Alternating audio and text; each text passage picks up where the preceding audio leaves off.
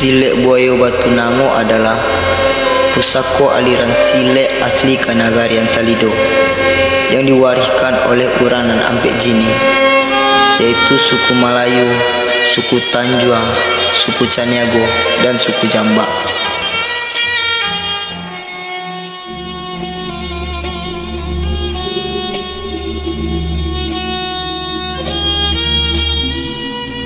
Silek Buaya Batu Nango berkembang pada zaman penjajahan Portugis di Indonesia.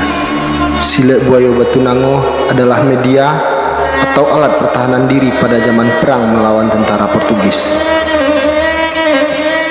Seperti aliran-aliran silek lainnya, Silek Buaya Batu Nango juga kaya akan gerakan, falsafah, dan tarekat silek. Bajarak makanan kaki, barapek makanan tangan, bapulun makanan gigi, bagi siak makanan kunci.